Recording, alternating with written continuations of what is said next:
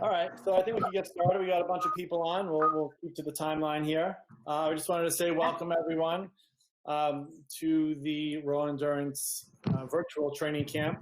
This is the speaker series. We're partnered up with Felt Bicycles to bring to the tri community, resources, discussion during this time. Everyone's home. People want to have discussions. People are want to know what's going on in the race world. Josh just joined us. Hey, Josh. Hi, Josh. Hello. So we wanted to get this launched, just to get into people's living rooms and talk to them, see what's going on in the community, talk about training, and bring some resources to people. So without further ado, my name is David Guilford. I'm the director of Raw Endurance. Today we have Danielle Gogarty. She's the owner and head coach at Rad Fam. And then we have Earl Walton. He's the Ironman Global Director of Training and Coaching and Tailwind Endurance Director. And then we have Jacob Duehring, and he's the Director of Sports Marketing at Felt Bicycles. Hey, guys. And then we also have Josh Amberger, and he's the professional triathlete who's going to be joining us today all the way from Australia. And we're going to, yeah. So our discussion today is recovery. So each week or every Monday and Wednesday, we want to dive into different aspects of the sport. And tonight we're going to talk about recovery. We all know we all train hard. We swim, bike, run hard, and the other aspects of this sport is nutrition and recovery. So we do have to make room for this in our schedules. Because if the nutrition and the recovery isn't dialed in as much as the other three, then the other three would hurt, and it wouldn't be that great. So the recovery discussion today is going to be very beneficial for everyone, just to hear about what Danielle is doing with her athletes, what Earl is going to do or has done with his athletes, and specifically what Josh does while he's training during the season, off the season, just to hear some tips from him about recovery. So I think I'll maybe hand it over to Danielle. Do you want to start it off and just maybe we could talk for a couple minutes, just how important the recovery process is for all endurance athletes, because we are stressing our bodies every day during training, and we want to, offset that stress. So maybe Danielle, you could take it away. Sure. I think I can open up by saying that, in triathlon, it's a 3-sport deal. So more than just someone who plays only tennis or is only running, and they're running 5 days a week. People who do triathlon are doing these activities 2-3 times a week. And you're filling up 6 days a week with swims, bikes, runs, strength. And then just as important is the recovery and the recovery of your muscles and the soft tissue and the joints that are all involved in where the heavy impact of the sports, really hit us. So I have athletes, most of my athletes are newer triathlon and getting into long course. So they're doing their first halves and maybe their first full Ironman distance races. So they're coming off of doing sprints and other activities, maybe just marathon runners, and they're changing up their fitness. So a lot of what, we try to teach people in terms of recovery is to really, like you said, Dave, make the time for it. I know we all have jobs and we all have families and we have other things we'd rather be doing than stretching before a workout, after a workout. There are things we don't think we have time for, rolling and using all the new, the new gear that's out, boots and different sticks and massage balls and guns and all kinds of things that make us feel good after a 5-hour bike ride or a 2-hour swim, 4-hour run, what have you. But I've learned I'm active when I go to physical therapy. I have my own nagging injuries. Doing your physical therapy and your recovery as part of your training will help prevent injury in the long run. So if you're stretching and you're opening up hips and stretching hip flexors and rotating your ankles and stretching your shoulders and opening up your shoulders, all that stuff is going to help you. It's going to help you strengthen the muscles that you use for the three sports. Also with, training your body to be limber and flexible and to recover faster, there's food and nutrients involved too. So nutrition is going to be a whole other segment with us, but recovering, you have to feed the muscles in order for them to recover properly and also to help them grow and remain strong. So that's, pretty much where I am. And each of my athletes uses a different form of nutrition, and they all like certain things that they do. I have some people that, are really into foam rolling. Some people are really into yoga. Some people are into just regular stretching, hamstrings and calves and all that stuff before and after their runs. Some people don't do anything at all. Some people are hurt a lot if they don't do anything at all. People, are taped up in different areas. You see a lot of people with their hips, piriformis, their knees, IT band stuff, shoulders in our sport, just help support those muscles and aid in recovery. So those are pretty much the key points, is always just to really try to drive home that you have to make time for it, even though you don't want to. It's just, it's equally as important. Yeah, I totally agree with all that. And to maybe do like a little restorative yoga, Yep. to really stretch out, stay loose. Do you feel that, I guess, during this whole, stay at home quarantine, do you feel like a lot of people maybe are paying a little bit more attention to like stabilize their muscles and all the small exercises that we can be doing at home to strengthen? I do. I think, with quarantine, we were able to implement a little bit of this type of platform for our athletes, where we meet on Zoom or something to go through a workout. We're doing full body strength workouts at home, but we warm up with stretching and we cool down with more stretching and things like that. So I think with people not having to get up and run to an office or run to wherever their job is, they're able to sleep a little later. So they're giving their body some rest, which is important. And also after or before a workout, they're able to put in that extra time because you don't have to go anywhere to do anything. I think it's been a good thing during quarantine. People start to build that into their routine this year. Excellent. That sounds great. So I think maybe from there we'll hop over and we could hear from Jacob and Josh. Jake, do you want to do a nice intro for Josh? Yeah, absolutely. First, I wanted to thank the Raw Endurance folks for having this. I think it's great. I think it's really important what you guys are doing, and I'm glad that we can be a part of it. As David mentioned, I run sports marketing for Felt Bicycle, and I'm here to introduce you to the token male athlete for Felt Bicycles for a number of years. I don't think Josh needs a big intro, but I'm going to give him a little one. Josh, he is one of the wittiest guys on the circuit today. If you don't follow him on social, definitely follow him. His race recaps are second to none. So yeah, definitely look at them. He's also known, and it is always, the fastest guy out of the water and crushes the bike every time that he enters a triathlon. Yeah. For you, here's Josh Amberger to talk about recovery. Thanks, Jake. And great to be on here talking to some great people, great athletes. I know Jake and the Felt team that supported me for, I think this is the 7th season now. So since I was quite a young athlete, not so prominent on the scene, but so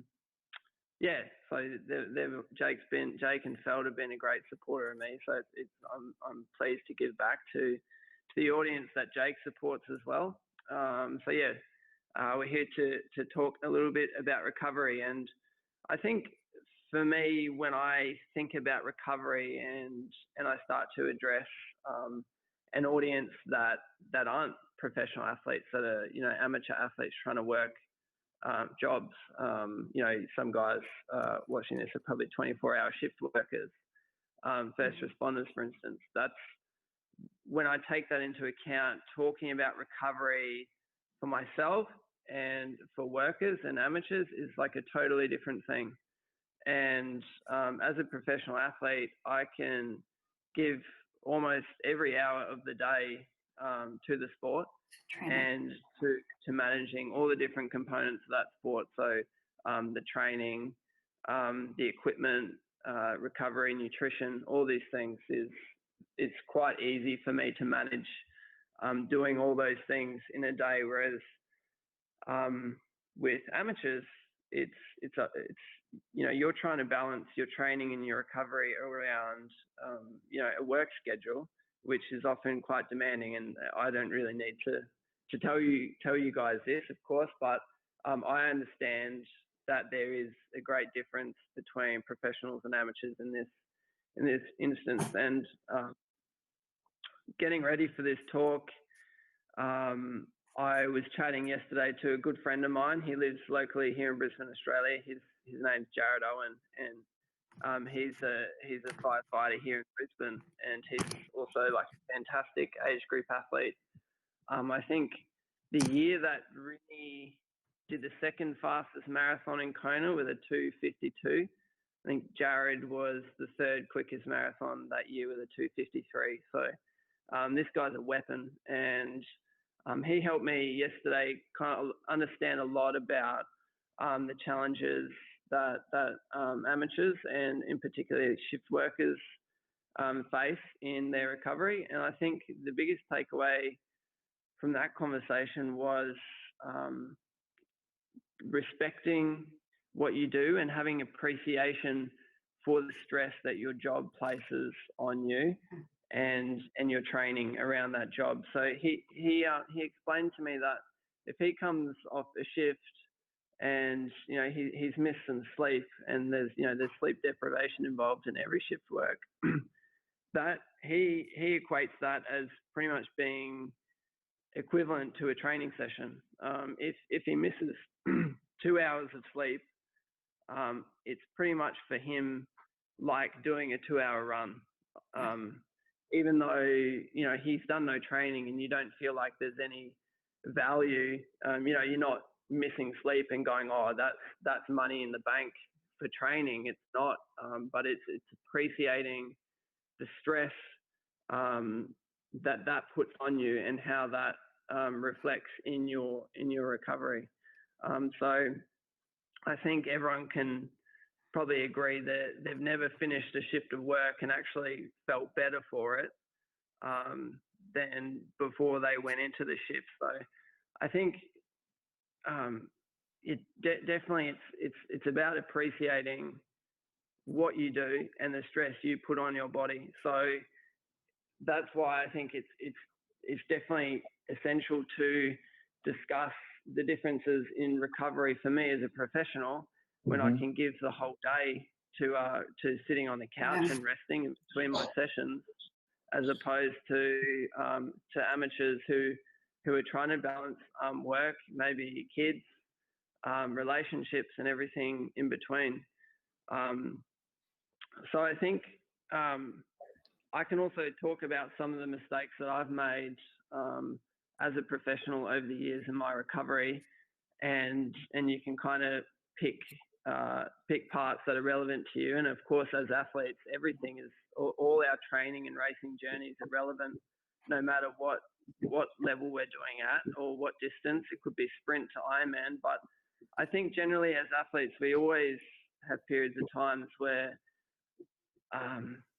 at least I can reflect back on the last 10 years of my professional career, and I've finished some seasons and I probably didn't have the best season. I've identified a lot of weaknesses in my program, and I've really gone and had a hard conversation with myself, and I've said, I really want to take it to the next level. I want to be competitive at that next level, be it I want to win more races or get in the top 5 at the world champs, or even better, medal at world champs. And generally,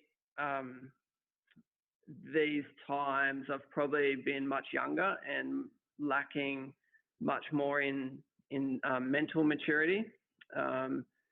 And to me, the answer always came back is I need to do more. I need to do more training. And I need to do more miles on the bike. I need to do more running. And I generally always found I'd plan a program, and I'd want to do 500-600k on the week on the bike, and which is probably 350-400 miles. It's a lot of training. and I want to do like 100-mile weeks running, and it started off okay. I started motivated, thinking that it's what I needed to do to beat the Jan Fredinos and beat the Sebastian Kienlers and so forth. But generally, it always came back to more fatigue, injuries. It literally never ended up good. Whenever I wanted to do more, nothing ever worked out in the long run, and they ended up always being really tough seasons, trying to battle injury and stuff from halfway through. So I think as endurance athletes, we're always naturally very ambitious people, and we always want to do more with our training. But for me, I'm 31 now, so it's still very young in triathlon terms, fortunately. I think some other sports, 31, you could take me out and shoot me in the paddock like a racehorse or something. But definitely 31. I'm looking at hopefully a good 10 years ahead of me as still a world-class athlete. So I'm kind of fortunate that I feel fortunate that I've made a lot of these mistakes earlier in my career. But generally, the overtraining cycle is crippling, and I feel like if you're not putting as much emphasis on recovery as you are the hard training you're going to do or you want to do, you're literally never going to get the most out of yourself on the other side. And I did like a quick little search yesterday trying to find some diagrams, and I feel like I come up with something like this where it's basically, I'll just hold that there. If you don't get the recovery on the other side, so this is your base level of fitness. If you're not recovering after the loading period and you don't get back to, I don't know, a general level of wellness, the more you train, the more you end up going downhill. You end up losing fitness, and you make yourself much more susceptible to injury, mental injury. We've all been through periods as athletes where we're not motivated. We might have all these races coming up, but you actually almost see like there's no way you're going to get there in any sort of fitness. But really, I think the training should look like this, whereby if you're getting the proper recovery on the other side, your build-ups to your races, it should only increase your base level of fitness. So I've been through many phases of that in my career, but generally that season, I only ended up racing 7 to 8 months of that season when I should have, as a professional, been racing 10 to 11. So that year, I never gave myself the recovery that I needed. And because I was just constantly obsessed with this cycle of wanting to do more and thinking I needed to do more to get better. And it's definitely a big trap we have as endurance athletes. So right now, it's very interesting with COVID. The opposite, of course, of doing more is doing less and learning to do more with less. And I think the last 2 to 3 months with all the race cancellations and all this that's happened, it was really easy for me to literally abandon all race prep right there and then, as there was that week where basically everything got cancelled in March, and I took 3 to 4 weeks off training, and it was really like a weight off the shoulders to, I'd actually just won the Australian Championship 70.3 in Geelong, and things were going really good. I've started with a new coach, but it was like a big weight off the shoulders to almost hear that all these races were getting cancelled, because I was going to give myself the rest that I'd never really given myself in my career. And as a professional, I just talked about how we can race for 10 to 11 months a year. And that's literally, as an Australian, what we do, because when you guys are in winter, it's summer here, it's hot, we're training the house down, we're getting ready for our summer season. So we're racing late January and February, and we're trying to get fit and hold form to peak all the way through to Ironman World Champs in October. And then at the back end of Ironman World Champs, we always say, well, we're still fit, there's still races, we may as well race for another month or another 6 weeks. So we literally end up racing 11 months in a year. And having pretty much finished high school and become a professional athlete, I've been doing that for almost 12 years now, just literally racing back to back every year, 10 to 11 months. And in this time, it's kind of given me a chance to be rational and to think, well, there's actually no races that are on. There's no races that, you know, we can look at September and October and see things still on the calendar, but we can be realistic and think maybe they aren't on. And so it was a great chance for me to just drop all that and literally take like a mid-career break. And I took like 4 weeks off, which isn't uncharacteristic. I always do that at the end of every season, but it's like it's never enough. So March, early April, I took completely off training. And since then, I've really been enjoying kind of the philosophy of doing more with less.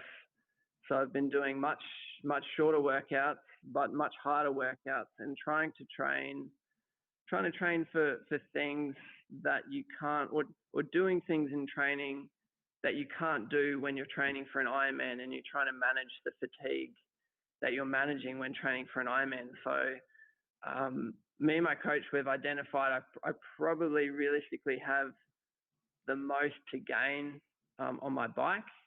I'm probably never going to be like a 240 runner. I'm never going to be a Patrick Langer or a Patrick Nielsen or Frodeno, any of these freaks that can run 240s, but I definitely think that I can get my biking much more, much stronger, much more efficient. So we've been working on the really high end threshold stuff that you can't do, the high end VO2 max work that you can't do when you're training for an Ironman. And I've literally seen my all-time power records, every single one, 1 minute, 5 minute, 10 minute, 20 minute power records all fall in the last month. And I've been smashing them. Yesterday, I set a new 10-minute power record by 40 watts. Yeah. It's really like opened my mind and really blown me away with thinking literally how much more I can do with less. Mm-hmm. And of course, when you're doing less training, naturally, or you're doing shorter training, naturally you're getting more recovery. So I think that's been a part of it, of course. So the one whole aspect, I guess, to kind of summarize what I've been talking about for the last 10 minutes, one whole aspect of recovery is managing your training and managing training load. And maybe always thinking and reflecting about what you're doing in training, asking yourself, am I doing too much? Am I doing too little? And really trying to moderate your training load and then your recovery around that. So, of course, the next part of recovery is looking at, specific things. So I've got written down here, we've talked about nutrition a little bit, body work, sleep, active recovery, rest days, a whole bunch of environmental factors like heat, humidity, and things like this. So so we can start to get into these little bits a lot more and not hear so much a story of my career, more or less, and the things that I've ruined and all my injuries. So of course, at the end of every day, at the end of every workout, I do a lot of body work, a lot of stretching, and all that stuff. So I've got here a whole bunch of tools. I literally have every single gadget you can probably imagine. But if I'm to talk about targeting lots of different muscle groups. So at the moment, I've got the last sort of 6 months, I've had a really top tibialis posterior tendon in my foot.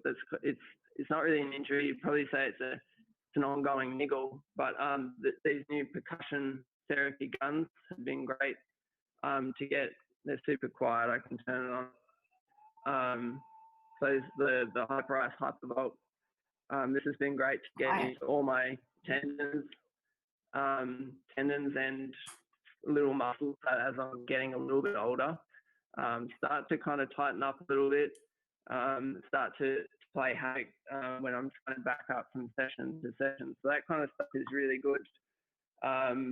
If you're into the vibrating stuff, that kind of they cross over technology into the foam rollers as well. So I find that's been really good to manage daily the fatigue between the massage gun and the foam roller. They're fantastic.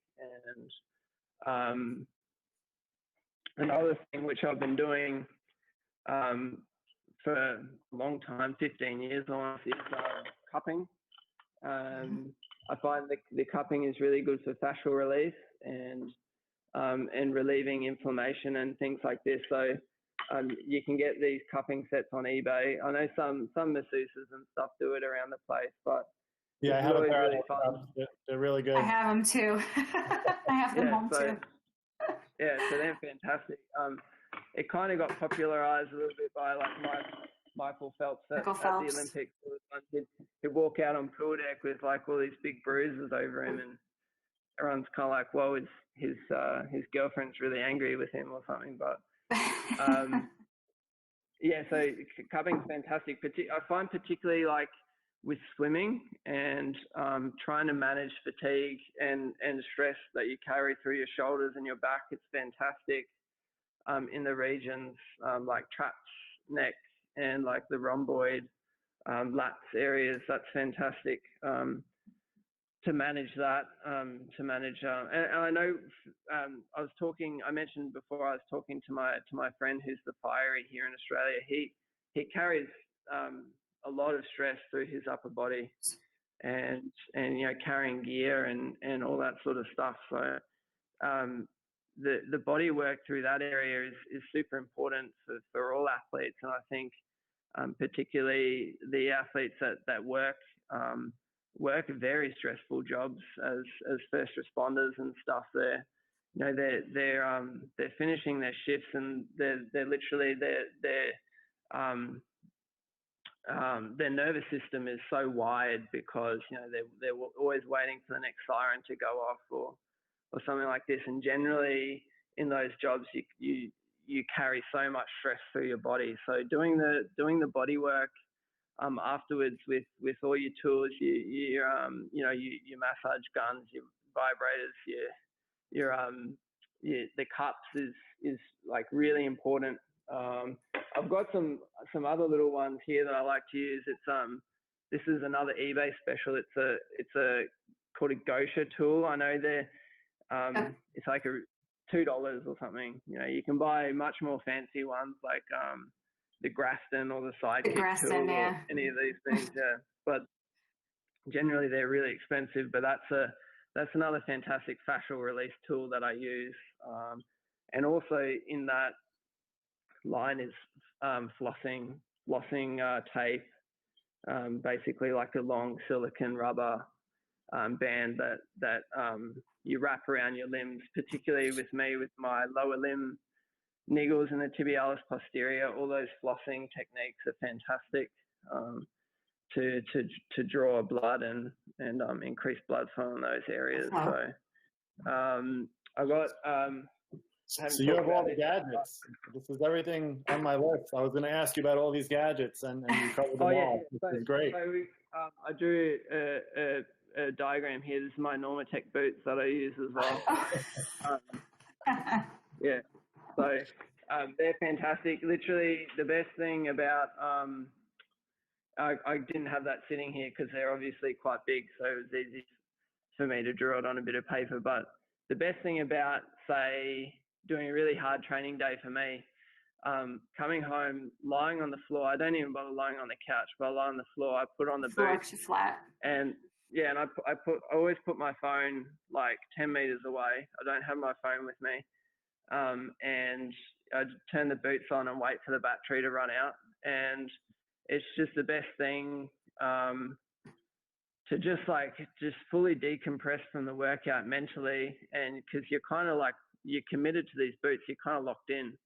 And if you get rid of all your distractions and you get a fantastic flush from the boots, but you also get like a really great mental stimulus because it's almost like a circuit breaker. So chatting to my fiery mate as well yesterday, he tries to finish every shift work with something, whether it be a breathing exercise. He said he's definitely not a monk or someone like that, but he likes to do a lot of yoga, the breathing exercises, meditation, anything like this, just like a little circuit breaker after your shift, and it kind of like separates the shift or separates your work from your life or your work from your training. And for me, coming home from a training session or at the end of a real long day and putting myself like in the Normatec boots is like and I can process the session, process any other stresses that are going on if it's been a shit day for whatever reason. It's like just a fantastic circuit breaker to diffuse and distress and de-stress, and you literally come out of those boots and you feel $1 million.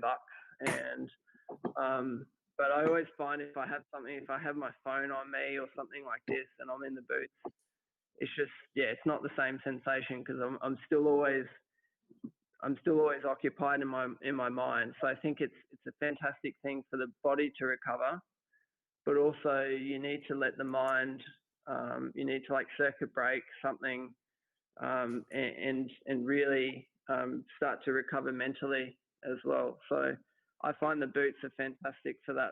For me, is switching recovering the body and switching the mind off too. So and another thing I like to do kind of like that is the salt baths. I've got a sponsor, Baxter's. I don't think you can buy them in the US, but I was going to ask you about them to see, if you could talk a little bit about them and what they're, I guess. Yeah, so they've got a couple of products. They do two types of baths. They've got, of course, the Epsom salts, which is magnesium based, and then they've got the sodium bicarbonate based salts. So they kind of work for different things. The sodium bicarbonate is mostly to reduce inflammation, whereas the magnesium is to kind of like prep your muscles before training or the day before training or a big workout. So they kind of do different things, but again, having like just a nice hot bath is just one of the best feelings, I think, coming out of that hot bath in the salts. And when I do that, I kind of generally like to put some music on or something at the same time, or like a podcast, probably like a non-political podcast or something like that. Where you can just music or something nice to listen to. Yeah. So you can get out of that bath and you just really feel $1 million. So I guess from what I said, the last two, between the boots and the bath, they're fantastic, mental and physical forms of recovery for me. So I was going to ask you if you did do any of like the hot cold therapy. It's like contrast therapy, like hot sauna, hot bath, cold shower, ice bath, kind of thing, because that's in recovery with, anti-inflammatory properties and stuff. So so when I was a much younger athlete and I was doing draft legal racing, which is of course like the Olympic avenue that's funded by the national federations and stuff, we had a lot of access to ice baths and all that equipment that costs like $1 million. Of course, you can also do an ice bath very cheap with you go down to the gas station and you buy a couple bags of ice and you whack it in your bath. But generally, I haven't really done that in the last 10 years. I haven't done ice baths at all. Literally, the only time I've done ice baths is when I've been training. I did a little block of training in Vail. I've been in Boulder a bit, Bend, Oregon, all these places with like alpine runoff and really, really cold. Yeah. I've done a little bit in there, but I generally find, I don't know, the icy stuff is just a bit uncomfortable for me. I always feel great when I do it, but during it, I just don't like cold. That's kind of probably why I live in Australia, to be honest. So, yeah, I think hot cold is good, but it's not something that I generally tend to do, to be honest. Okay. Yeah. Yeah. So, I mean, I was going to get into like all the gadgets like we did talk about, the hot, cold, the ice bath, cryotherapy, sauna, but maybe we could, I guess, shift a tiny tad and just maybe talk about some nutrition. Specific, Yes. Is there anything specific that you do post training, post, hard effort, smoothies, Yeah, whole food, anything, that you like to do? Yeah, nutrition is something I'm definitely not an expert in by any means, and I know a lot of athletes take more interest than me. My partner Ashley, she rides for Felt as well. She races short course. She's probably like influences me much more in nutrition, to be honest. But in terms of like, what's good, what's bad, particular foods or diets, for me, I don't really have a diet, but I generally find that apart from chocolate and refined sugars, I can eat quite good food very easily. Of course, at the end of the day, I could eat a block of chocolate without thinking about it. So to be honest, for me, that's, I don't, particularly have a diet, but of course, as good practice for me in nutrition is, as soon as I've finished a workout, no matter whether it's been like a very hard workout or even just like something easy, 40 minute run, 60 minute spin, you always taking calories. I never really want to push myself into any sort of like calorie deficiency, and it's generally another pitfall that as endurance athletes we like to think about is, if I eat less, I'm going to get leaner, or I'm going to be faster and all this stuff. So it's a really easy trap to fall into with like going into deficiency, and it literally, for me, nothing ever good comes out of skipping calories.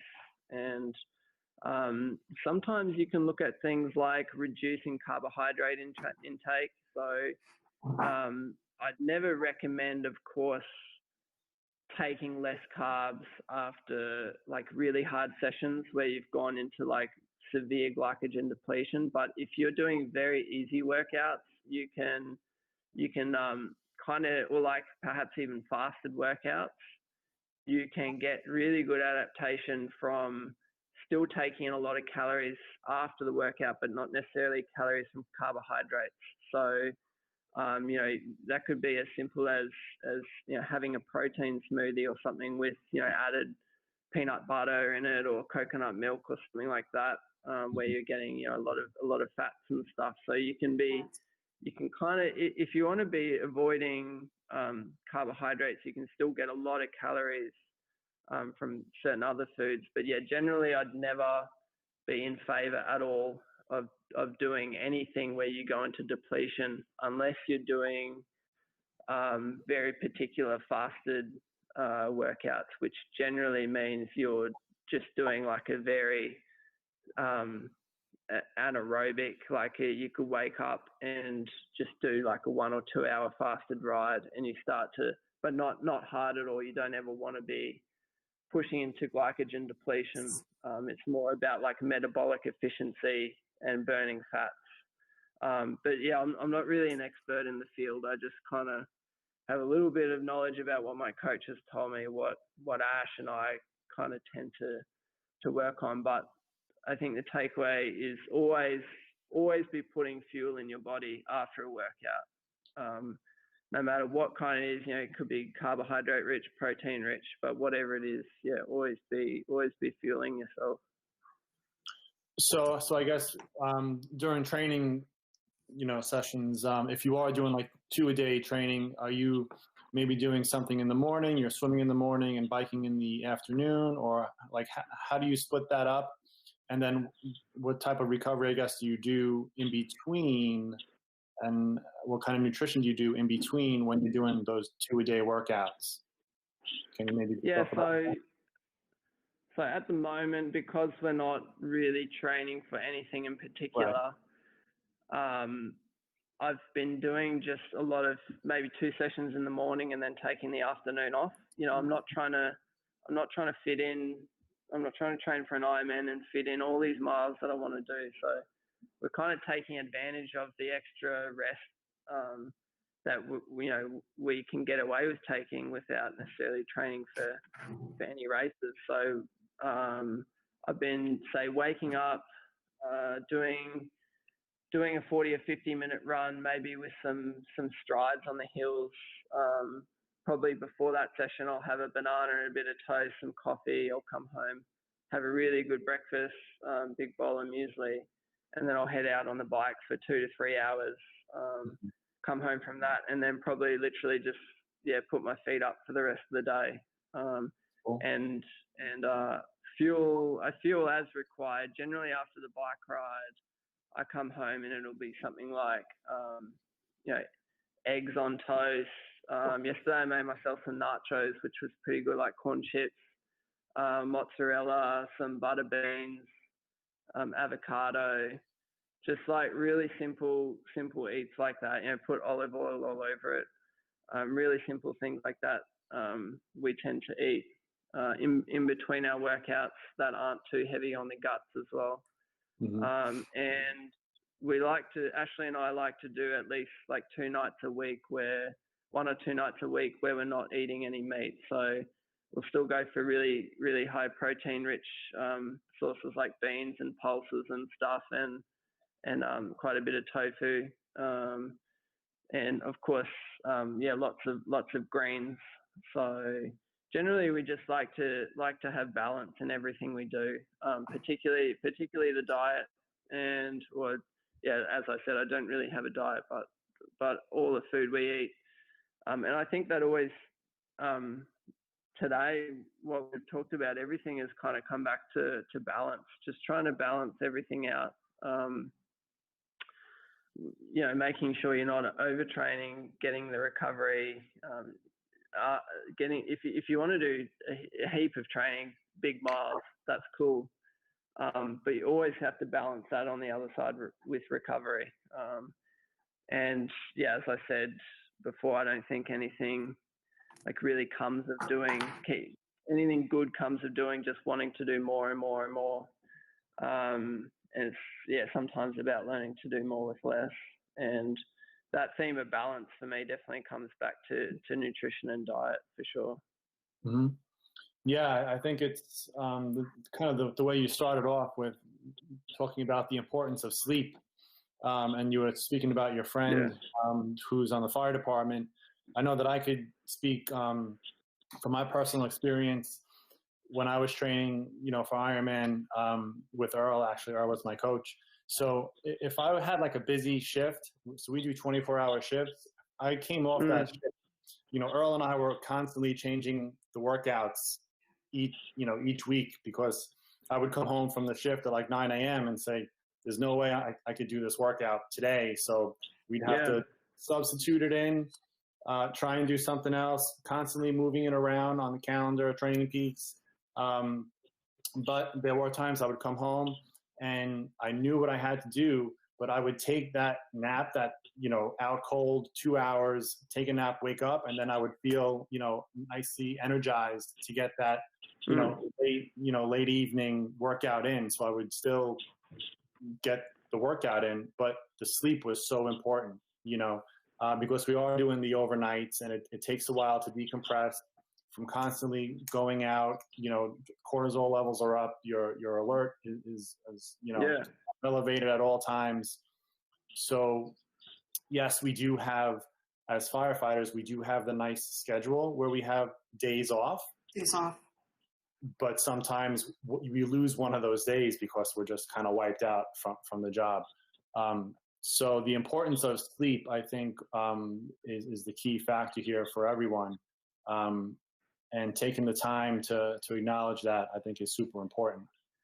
You answered pretty well. I think it's recognizing that idea of like when enough is enough. The difference between being real tired. I mean, Dave, I used to give that workout to Dave all the time, and he crushed it. 5x8 at 300 watts, right, Dave? I mean, that was like every day. Right? So, but that's the thing, and it's taking that long view of your training. It's that idea is really important. This is not the key workout, Yeah, or even if it is, like, it's okay to misfire. You don't have to be executing every single time. You want to do a workout. It's normal, in fact. Yeah. So can I interject? So you stated, Josh, that you have gained a maturity in the sport, right? So it's not necessarily maturity by age, it's maturity by years in sport and allowing your body to go through this process. So I think, at least in my experience with my athletes, the more seasoned athletes are more willing to take on recovery days and recovery weeks that are built into their schedule. They'll know, like, every certain number of weeks there's going to be a lower volume, there's going to be a recovery week, and they know it's coming. Newer athletes are so excited about triathlon. They're so excited to race. They want to work out 9 days a week, put in rest days, and sometimes they're doing things on their own, which weren't prescribed. And I always have to explain that there's a reason that there's a rest day built in there, and there's a reason for all of it. There's a method to it. There's a reason for it. And also having them express that. And I appreciate the excitement, because we're all excited to race and participate in this sport and, do everything that goes along with it. But at the same time, I agree with you. There comes a maturity level when you become a certain level athlete, whether it's amateur or professional, like you said, you got to know your body and know your limits and know where you can overexert and where you shouldn't be overexerting and where you need to dial it back and make that call. Like you said, even like racing, even on race day, things like that can happen. You have to make the call for your own safety. So I think the short answer for me, in trying to understand the difference between a more seasoned athlete and why they might be more open to recovery, is probably because they've learned the hard way. And that's what I was saying earlier, is I've always gone through periods as a professional, as a younger professional, even more recently, a couple of years ago when I went into Kona with ITB syndrome, I learned the hard way from doing too much and being too ambitious. And that's the balance, though. It's hard to not be ambitious when you're doing a sport like triathlon, and so I think that's definitely we've all learned the hard way, and it's definitely hard to try and teach a new athlete that mentality, or try and help them understand it, because they might go through a period of time being new to the sport where the more training they're doing, they're getting better, like, extremely quickly. They're improving a lot very quickly. But, there'll be a ceiling to that where they're doing the same work but not getting the same benefits. So, and that will probably end up leading to either burnout or injury. And then, of course, they learn from that. And then you can probably help get them on the same page that you are on after that hard lesson. I hope that no one has hard lessons. I mean, injuries suck, but we've all had them probably due to overambition and overtraining. All right, guys. We have a couple questions from the feed. I just want to read a couple off here. We have one from Bobby. Bobby wants to know, is there any disadvantage or advantage of swimming in colder water, or is using a wetsuit when necessary the best idea? So maybe what he means is, I guess, like the benefits of a wetsuit versus, kind of maybe sucking up the cold and not using a wetsuit, or, I mean, there's no competition for, like, who can be the toughest in cold water. I don't think so. If you enjoy swimming in cold water without a wetsuit, whatever, do it. But that's certainly not me. I hate cold water.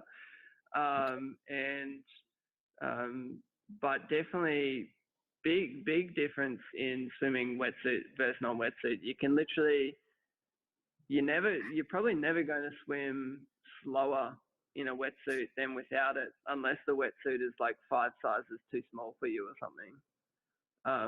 So if we're talking performance like race day, wear the wetsuit. If we're talking about just trying to do, if all your local pools are closed at the moment and you still have an option to swim, but it's in cold water, wear the wetsuit so you can get the workout done. If you want to look tough in front of your mates and not wear a wetsuit, that's fine, but you're probably going to have a warm shower for like 30 minutes afterwards or something. Plus, the wetsuit would keep you warmer, keep the muscles warmer, and that would help you out too, right?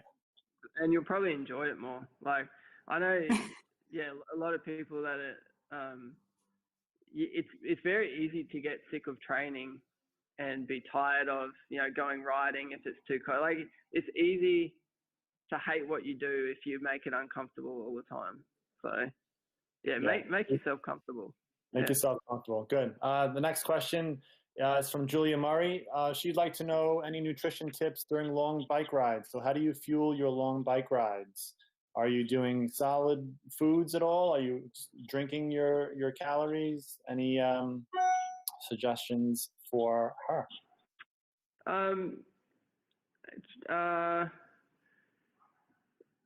But when I'm getting ready for an Ironman, of course, it would be good practice to run through your race nutrition, or very similar to your race nutrition for a long bike ride. So when I'm racing, I'm doing a lot of liquid calories. I find that I can't, when I'm racing at a very high intensity, I can't take in any solids at all. So for me, it's getting used to those liquid calories, whether it be gels or like a really high density drink, that's chock full of carbohydrates. That's definitely important, because you don't want to get to race day having not practiced your nutrition and all of a sudden your body can't absorb it. So there's definitely something to train. As much as you train your muscles and your mind when you go for a bike ride, you of course want to train your stomach for that race day as well. And your stomach will cooperate more and more the more you train it to what you think you need or what you do need to take in during the race. Awesome. Yeah, I totally agree with that. I mean, if you're out on like a long bike ride and you stop for, whatever solid food it may be, come race day, chances are you're not going to be eating that. So don't get used to it, One go-to I always take is like a little Ziploc bag full of dates. It's nice natural sugar.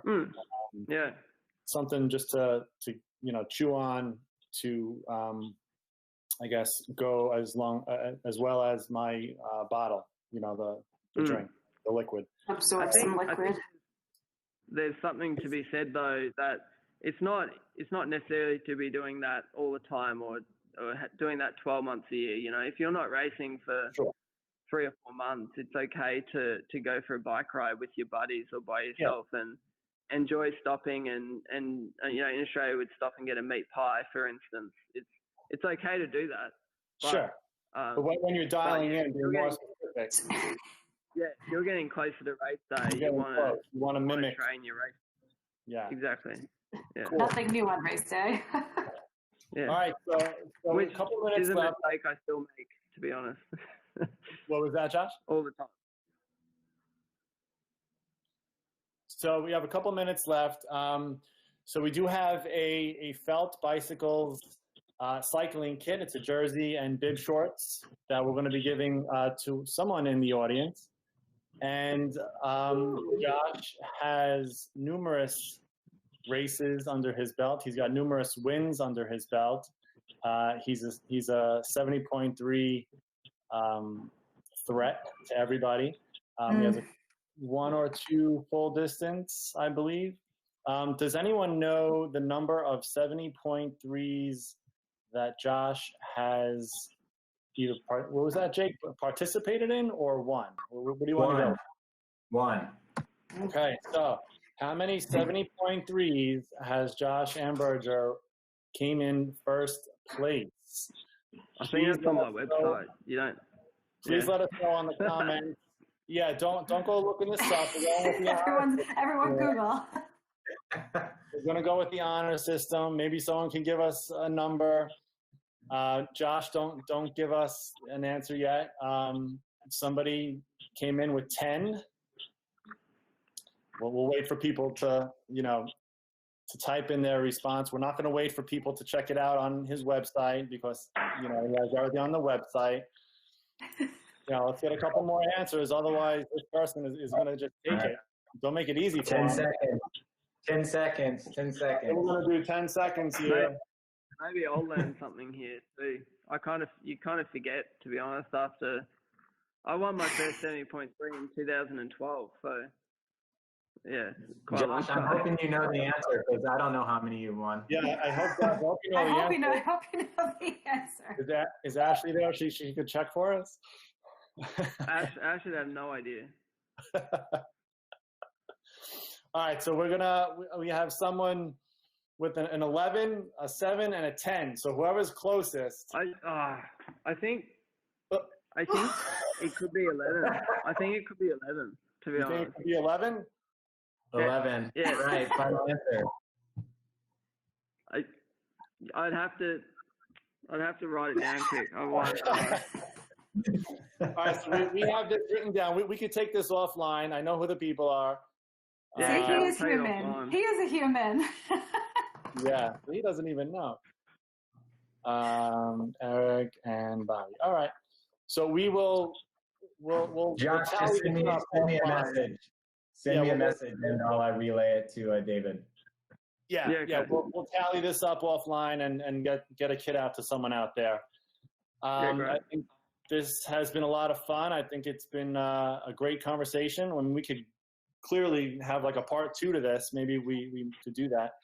Or we'd love to invite you back if you want to, engage in another topic during this month of June. Any closing? Anyone have anything to say? Closing? Danielle, you want to say a quick word or two, and then we'll go Danielle, Earl, Jacob, and Josh, and then we'll call it quick. Yeah, I think you've been very helpful and informative, and it's nice to know that, especially the audience who's listening, that a pro athlete can take on and understand that there's completely two different levels, where the levels that you're at and the levels that we're at, and I appreciate your acknowledgement of the folks that do put in that training for triathlon is not their job. It's a passion and a hobby, and for most of us. And thank you for sharing that with us. I would love to hear some more and pick your brain a little bit more on some other topics. Especially, we could have a whole discussion based on how you swim so fast. So maybe you think about how to give us all some pointers, and we'll revisit it in the next one. Okay. But thank you for joining us tonight. I appreciate it. Thank you. Great. Earl, anything in closing? Oh, just thanks, Josh. This is great. It's always nice to hear, people talk about their real experiences and how they're doing things. From the Ironman side, I didn't get to ask you, but I hope you'll join us again for another VR race. I know how much fun that was for you racing around at home on the virtual racing. But yeah, we're looking forward to getting back to races and seeing you do what you do. Great. Thanks, Earl. Yep, I'd do another VR. We have to make it Aussie friendly. Start time. That's the time, right? What time did you get up in the morning to do that? Super early. Yeah, so that day we got up at 2:50 a.m. and we had to, yeah. Oh my God. So it was tough, and I could have talked about recovery from that, but Right. no, it was good. It was a really good experience, and Jake was stoked that I got to ride my felt in front of the live stream, and I think it worked for us all. So it was great. Good. Awesome. And I got some good race report material from it, I think. So we love to hear your race reports. That we can get into that next time. I always see your blogs and your texts. Very nice humor involved with everything. It's very relatable. Yeah. So with that said, Jacob, you want to take us out of this? No, that's it. Thanks to everyone for their time. Thanks, Josh, for hanging out and talking to everyone today. I think everybody really appreciated it, and it meant a lot. Great. Thanks, yeah. Thank you so much for joining us. We're all going to go to bed here. Josh, I think you're starting your day, I think. Early 11 a.m. So. Yeah. All right. All right. Yes, we just wanted to say thank you to everyone out there for joining us. The next episode is going to be what's today? Wednesday. So Monday night, we're going to be joined again with Jake from Felt. We'll talk to Felt. We'll have someone from Normatec Hyperice here, and we're going to also have someone from the Sunto group to review some technology and gear. Jake could talk about the Felt lineup, Normatec with the recovery boots, and then Sunto will talk about the multi-sport watches, and we're going to go over some of the screens and the features of their watch line. So with that said, thank you so much. Sorry we did run over very late. We're sorry about that, but I think it was a great conversation. And we'll see you guys hopefully on Monday next week. And then don't forget Wednesday, Ashley's going to join us. So Ashley's going to talk about her transition. She's right here. So her T1 and T2, is she with you there? Yeah, she's right here. She's not coming on. She got hands. Yeah, so she'll be with us next week. I think that'll be fun. We'll talk about transitions with Ash, and it'll be great. So hopefully you all could join us. I have information I'll send out to everyone, all the contact information, and we could take it from there. So thank you everyone for joining us. We'll sign off. Thank you. Thank you. See you guys.